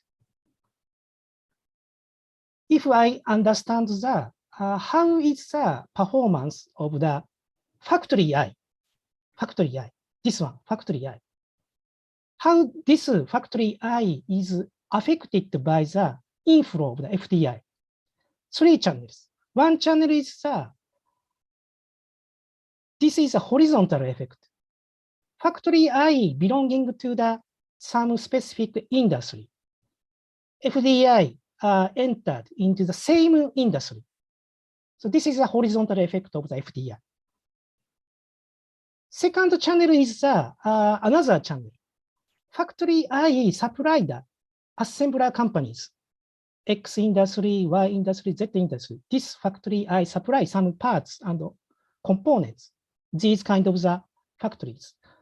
So FDI entered into this backward part of the value chain for this factory I. We call the backward effect of the FDI. Final channel is this one. Factory I procure some component and some good parts from the forward part of the value chain. So FDI also entered this forward part of the value chain. So we call the forward effect of the FDI. So this is our research result. Fujimori and Sato, 2015, and Fujimori, Furuta, and Sato last year in Economic and Political Weekly. So we found the significant backward effect of FDI spillover効果 to the Indian manufacturing industries. So this is a kind of the simulation. If we have seen the kind of the one standard deviation of the increase of FDI in the backward area, then how the total factor productivity of the Indian company increasing over time. So in the short run, negative effect, but gradually the improvement due to the inflow of the FDI in the backward area. Conclusion. Japanese multinational companies have scale of 5 trillion yen, 42 billion US dollar has a sales. Japanese MNCs has sales of 5 trillion Japanese yen, 42 billion US dollar, and generate 2.5 lakh employment.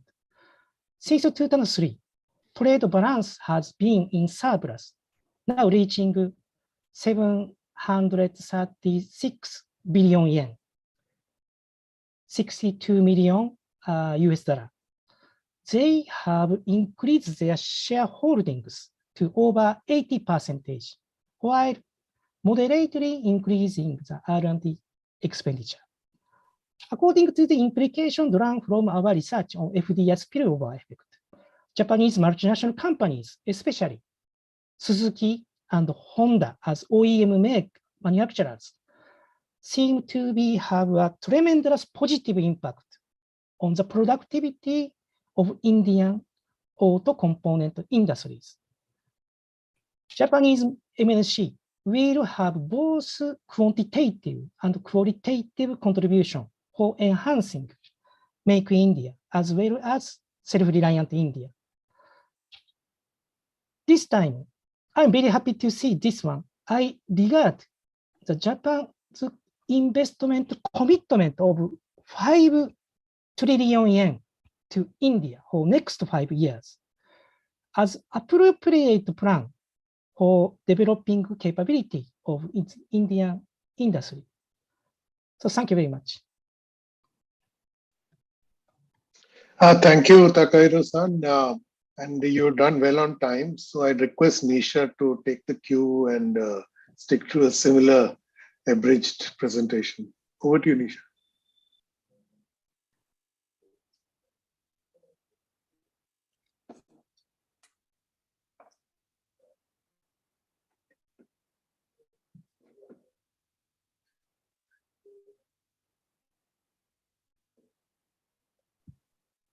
Sorry. Thank you, Anil. It's a pleasure to be here at the ICRIER-PRI workshop yet again. I will now make my presentation. This is a presentation that has been prepared by me and my colleagues, Sanjana and Sanya. It's on India-Japan trade and FDI.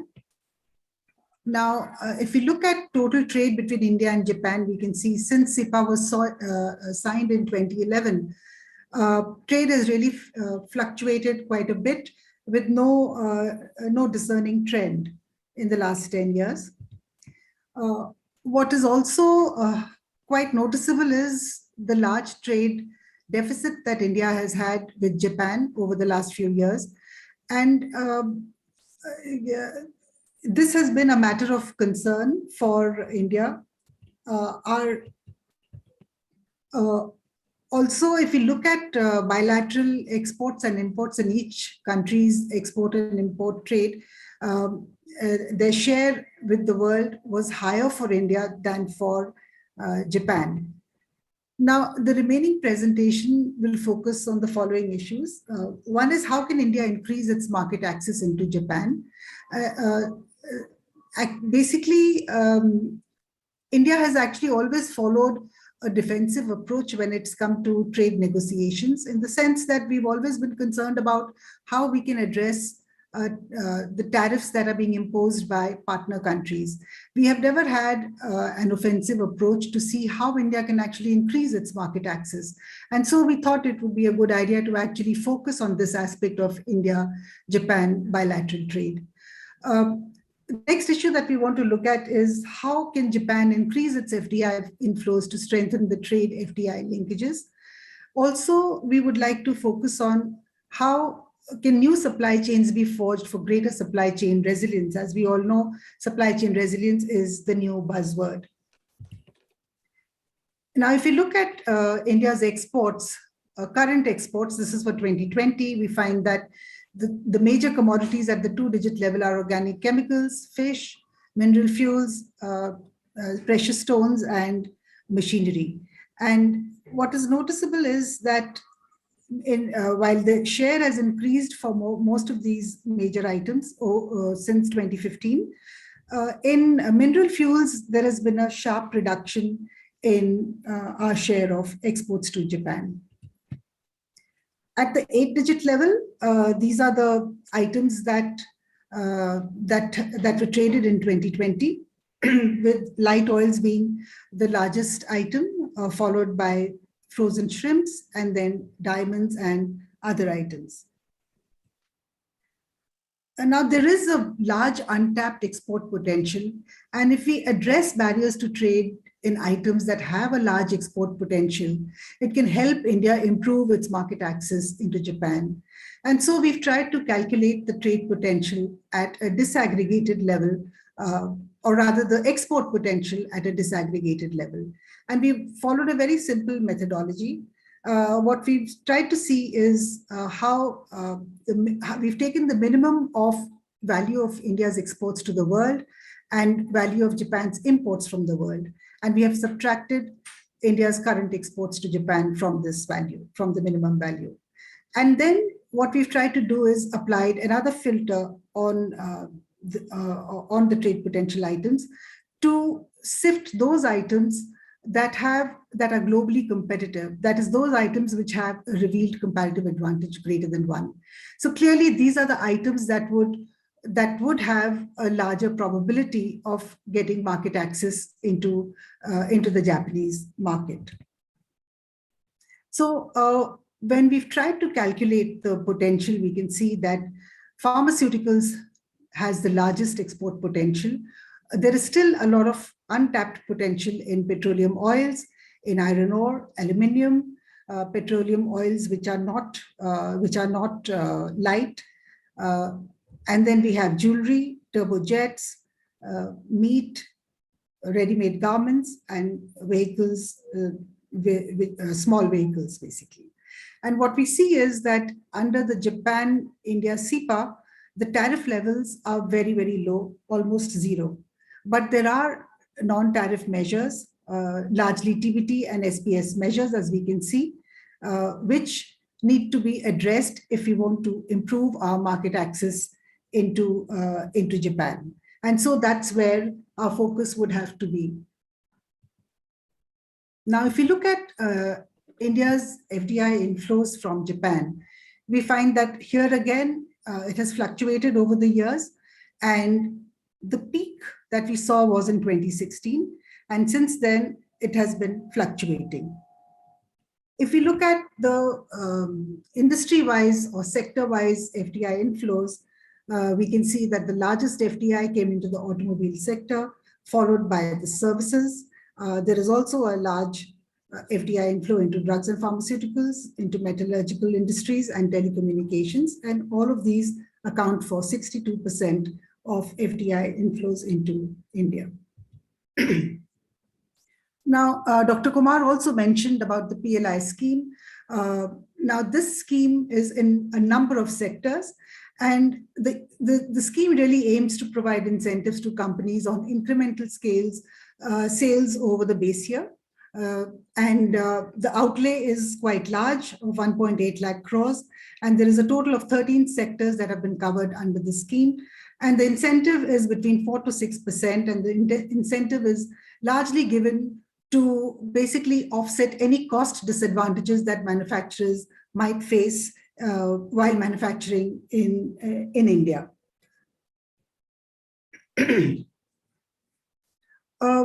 What we've also tried to see is that which are the items where there is a large potential, but also these fall under the PLI scheme. And we find pharmaceuticals is again on top of the list. There is turbojets, vehicles, man-made fibers, fish, stainless steel. So these are the sectors where PLI would make a lot of difference if the Japanese investors were to invest in these sectors and then export them back to Japan. Another advantage of FDI flowing into these sectors where there is a large potential is also the fact that the Indian manufacturers will be able to meet the TBT and SPS standards. And there is a lot of information asymmetry on what the standards are and how these standards can be met to access the Japanese market. So FDI would be a good channel to create these linkages and tap the potential exports into the Japanese market. Now the supply chain resilience, like I said, is the new buzzword. And India, Japan, and Australia signed the Supply Chain Resilience Initiative in 2021. And the bilateral cooperation was once again underlined at the annual summit meeting between PM Modi and PM Kishida over the weekend.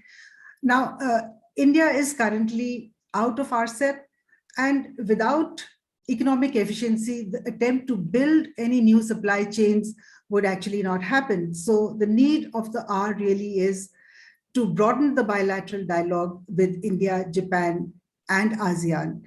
And that's because the supply chain is so complex. And let's take the example of the semiconductor manufacturing activity. We can see how complex it is and the number of countries that actually participate in this supply chain. And so without having a dialogue that includes other countries as well, we will not be able to have resilient supply chains. And so really it is important that India, Japan, and ASEAN initiate a dialogue. And just to sum up, I think when we're talking about FDI and the linkages that it has with trade, technology, inflows is extremely important. I'll take you back to the potential items category. And what we find is that many of these items, for instance, petroleum, iron ore, aluminium, both kinds of petroleum oils, are basically polluting industries. And technology inflows and FDI in these sectors will really help India in meeting these standards. And if we want to tap this market, we would need to upgrade our technologies to clean technologies so that we can tap the potential exports. And recently, we've just 2 days ago, we have signed the Clean Energy Partnership with Japan. And it's also expected that in the coming years, Japan is likely to impose a carbon border tax. And this is going to be quite in line with the EU carbon border adjustment mechanism.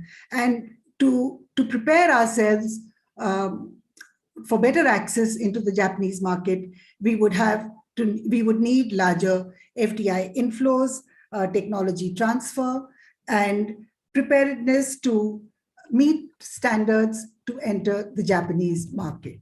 Thank you very much.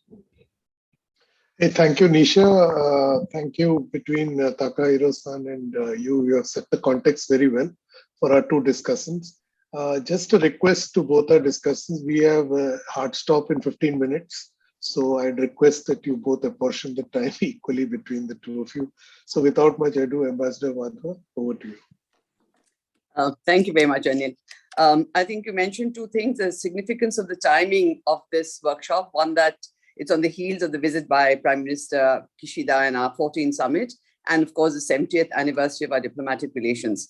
Sato-san, is very, very interesting, because this is a subject that you've spoken about, that is the role of Japanese MNCs in India, which we know very little about. And actually, they've been here for a much longer time that we know. It's been a great interest of mine to find out when I realized that, for example, Mitsui came into India actually at the end of the 19th century. And the ubiquitous rickshaw that we use in India is a Japanese word and was brought into India by Mitsui. So very, very interesting stories. And I think we have to really explore this more and what we can do further. Similarly, Nisha, thank you so much, because you've talked about the house. And we know, I think all of us feel that perhaps our cooperation, economic cooperation, is somehow subpar. But I think you've talked about the house of both, trade, how to increase trade, how to increase FDI, and strengthen the supply chains. So I will now just talk about a few general aspects on the prospects of Japan-India cooperation and the context in which they have been. So I believe that they rest on 4 pillars. The first pillar is really history of development cooperation, which began in 1958 after a flurry of symbolism of close ties and high-level visits between the two countries. India was the first recipient of Japanese ODA, and 6 decades later, we continue to be the largest recipient of Japanese ODA, which is very important because it has had a transformative role to play, particularly post the 2006 visit by Prime Minister Koizumi and the announcement of these mega infrastructure projects, such as perhaps we had never seen in India, and it was a $90 billion project of the DMIC. The trend of investments into major metro projects, upgradation and modernization of the railways, the Shinkansen project, and there's several other projects which continue. And I think they are one important aspect of the FDI that comes the ODA that comes from Japan is the fact that there's this trust factor between our two countries, and therefore we're willing to accept Japanese ODAs in the sensitive peripheries of India, in the Northeast and the Andamans.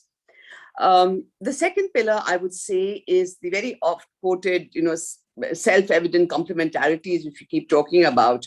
That is Japanese strengths in finance, technology, India's aspirations for, quick economic modernization, its favorable democracy, its demography, its needs, and so on. And they seem to be a complete fit. The joint statement, which was issued recently at the summit, lists robust bilateral investment in trade and diversified, resilient global supply chains, which Nisha just mentioned, as objectives of the bilateral economic relationship. Unfortunately, I must say, my own perception, I've been ambassador there, and my association with Japan, at least the current phase, goes back to 10 years. Unfortunately, despite a CEPA signed in 2011, FDI and trade trends in the bilateral context have been subpar and have remained in the realm of aspirations and potential. Governments just can do so much, and there's not much that they can do. And really, this has to be led by a more, I think, a better, more conducive business environment in India, and the change of perception. This is very important, change of perception by Japanese industry. Diversification of supply chains, again, we talked a lot post-COVID, has actually resulted in little gain for India as compared to ASEAN. And I think this idea of having an India-Japan-ASEAN dialogue is very, very useful. We really have to look at how we can really build these resilient supply chain. The third pillar is a strong uptick in the bilateral relationship, which is defined by special strategic and global partnership. Tangibles, this means actually that we meet regularly, we have a huge architecture of contacts and dialogues and action, and then we discuss and we add issues as we go along. So I think this very strong institutional support does help our economic relationship. And so this, we've been talking about the 5 trillion yen promise of investment in both in FDI and public and the private sector over the next 5 years. In the past, in 2014, in fact, when Prime Minister Modi had come to Japan, there had been a similar promise of 3.5 trillion yen, which we understand has been realized. So there is hope that this will really change the relationship. And at this recent summit, they have announced several initiatives, and among them, the important ones, I think, are the Clean Energy Partnership. And also, they have looked at furthering the digital partnership, which they had signed some time ago. The fourth pillar I would consider to be geo-economic convergences.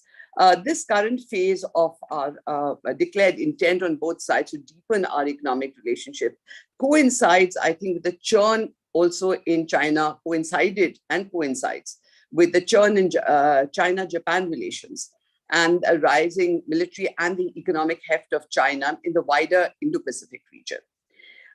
This is, of course, I think, encourage India-Japan cooperation beyond the bilateral and into plurilateral fora, such as the Quad, and in third geographies. And this is something, I think, which has a lot of potential, where India and Japan should be looking at working in third geographies around South Asia. There were some projects which were announced. Perhaps we need more progress on those projects, including in Africa. I would like to mention, and shortage of time, I'm really hurrying through this, only just two important areas among the many of significance. And I think these are clean energy, the Clean Energy Initiative, Partnership, and digital technologies. A Clean Energy Partnership, which was announced during the summit, is to address sustainable growth, climate change, energy security. And this is going to, the various areas that they've talked about, but important among them is cooperation in manufacturing electric vehicles and related infrastructure and battery systems. And there is also talk of green energy and ammonia, green ammonia. And I think this is an area where perhaps India also has some strengths on our side. And also in the joint statement was mentioned the possibility, or that we're negotiating the setting up of a joint crediting mechanism, which the Paris COP had envisaged. I'm surprised that we already don't have one. We should have looked at that. And I think that would be advantageous to both countries. Just after the summit, or coinciding with the summit, I think at the business meeting, there was an agreement signed by Suzuki Motors to start its first, I think, ever foray into electric vehicles in India, as well as electric batteries. And it's about a $1.5 billion investment. So I think with this, we're going to see a lot of movement in this area of clean technologies. The other area is really digital technologies. And this is, of course, technology and digital technologies are really going to make the future. And here we have both India and Japan have strengths. And I think it's important to be able to leverage these strengths that we have for our mutual benefit. The areas of these transformative technologies where we can do much more is IoT, AI, and these sort of technologies, which I believe, again, we are talking about in certain frameworks, but I think this has to move into the area of investments and the private sector, not so much into government conversations as to what we can do. Japan has shown a great interest in our startup ecosystem and has funded some of our I think unicorns. Quite a large number of them have got some amount of Japanese funding. This is another area which I think we should see more growth, and I believe that this is a means by which I think we can both together usher in the fourth industrial revolution and help Japan achieve what you call Japanese Society 5.0.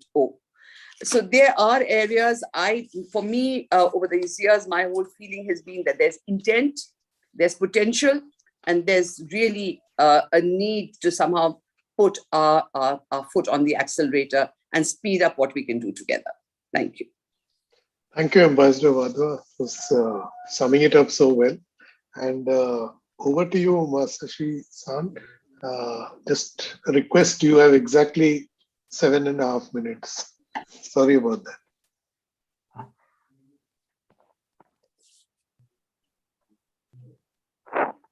Okay, so this is Kono. Thank you very much for giving me this opportunity today. So just 5 or 6 minutes, I will finish my presentation. Okay, so I will follow up Professor Sato-san. So about the research of Japanese companies all over the world. So today I will pick up India company. I can say, okay. So this is better. So today I will pick up India and other Asian countries. So first, this figure is the Japanese companies which answered profitable against our questionnaire. So total average, I think 2020 is the bottom because of COVID. So at this moment, 50% of Japanese companies in Asia replied profitable. And after that, 2021, the recovered maybe 65%. So we see India. So India is the same. 2020 is maybe bottom. So nearly only 30% Japanese companies in India answer profitable at this moment. But 2021, more than 60% answered profitable now at this moment. So the situation is better now. If we see ASEAN countries, so maybe Vietnam is under 60%. So India is better than Vietnam. So this is good data, I think. Next figure is, this is not the percentage, just GI, so index, the number of index. So if we see this, this is so business, business confidence about the company. So in 2020, minus 40 points, unfortunately. And but 2021, so 20 points. So this is also recovered. If we see India, so 2020, minus 50 points. So Japanese company in India replied, answered. But 2021 recovered until 50 points, almost 100 points recovered. So this is very significant, I think. So better than total average and ASEAN 2 average. So this is a good point of India also. Next figure is this is how Japanese companies expecting to expand in the next 1 to 2 years. So the all companies I put together. So India is this green graph. So I think India is the best of Asia, I think. So even in 2020, more than 50% Japanese companies in India answered they will expect to expand. And in 2021, more than 70% of Japanese companies answered and they will expand in the next 1 to 2 years. So this is very remarkable. So the total average of the total is this dark blue. and ASEAN is this rate. So total average is nearly 45%. So India is here. So this is also good advantage of India. But the next figure, this is management matter or problem. But this figure, I picked up only 4 countries, India, Pakistan, Sri Lanka, and Bangladesh. So the number 1 is increased wage. This is common with all industries and manufacturing also. So this I can understand. Maybe this matter or this problem is almost the same in Asia. But I think so. Number 2 of all industries, rise of competitors, and number 5 in manufacturing, same rise of competitors. This is we can find this answer only in India, not in other countries. So this is very good data and connecting to other source, I think. So next page. Sorry, I skipped this. And this is this figure is the average export rate. So proportion of exports to total sales. This means so India is sorry to say the second last here and 17.8%. This means the product in India only 70% is exported to other countries, but in other words, more than 80% products are sold in domestic Indian market only. So this is, I think, this is the connection between these two data. Next, so sorry, almost 5 minutes. So this is the location of Japanese companies in India. So I'm sorry, this is not the latest data as of October 2020. So 1,455 companies are working in India at this moment. So the number 1 is Haryana, more than 400. Next, Maharashtra, 250. And Karnataka, Tamil Nadu, more than 200. And so Delhi, so 145. So Japanese companies are working now. If we see this, so industry-wide, so sorry. I'm sorry that some almost half are manufacturers and other service sectors like retail, food processing like that, and other service sector also. And the character of Indian, the Japanese companies in India is half is manufacturer. This is very good data also connecting to making in India. So this is my short presentation at this moment. Thank you very much. Oh, thank you so much. You closed perfectly on time. I won't sum up anything because we're really tight on time. So thank you everyone for being on this panel and thank you all for listening to us. Over to you, Sanjana. Thank you so much, Anil. I'd like to now invite Mr. Kawauchi, the Executive Vice President of PRI, to make his closing remarks. Thank you very much for your kind introduction. I am Hironori Kawauchi, the Executive Vice President of the PRI. I am very pleased to announce that the 10th ICRIER-PRI workshop is being concluded successfully. First, I would like to echo the opening remarks of President Kurihara of PRI in expressing our sincere appreciation to Dr. DEEPAK MISHRA for his leadership and Ms. Sanjana Joshi and all the staff of ICRIER for the contribution to the success of the event.